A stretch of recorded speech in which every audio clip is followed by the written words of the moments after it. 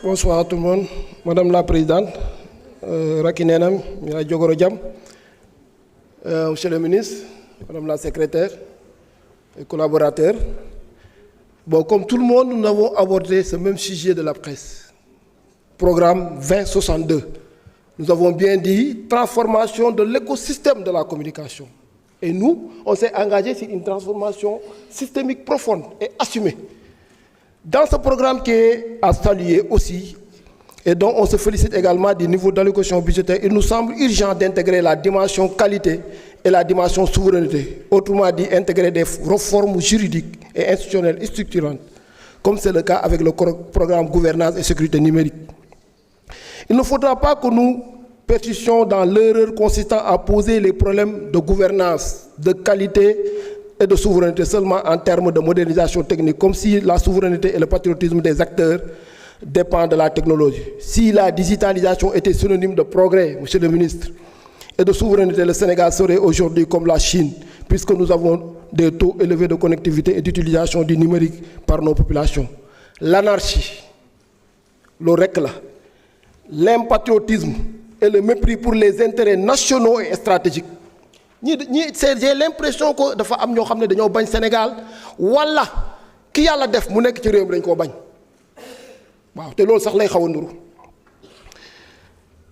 sont les problèmes récurrents que tout le monde constate dans le secteur de la communication et de l'information.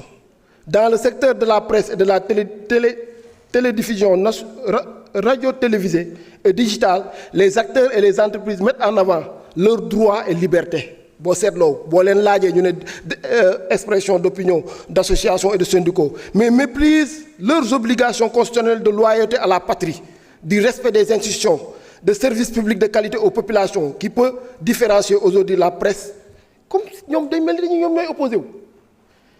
Il suffit de vous citer quelques dispositions de la Constitution pour vous faire voir la mesure dans laquelle le secteur de la presse et de la communication publique est à porte-à-faux avec les défis de souveraineté, de patriotisme, il faudra-t-il le rappeler, de respect de l'état de droit au service de l'intérêt national.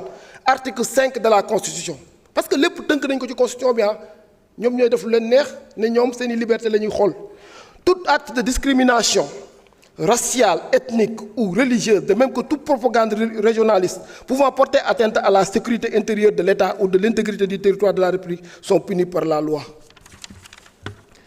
Il y a au Sénégal ni sujet, ni privilège de lieu de naissance de personne ou de famille. Essayez d'imaginer la couverture par presse des affaires de justice, par exemple dans la réduction des comptes, les affaires de viol, de meurtre.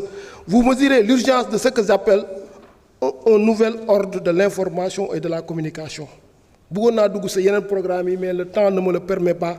Mais il faut, comme je l'ai dit l'autre fois, ne cédez pas à la pression. Nous avons un projet.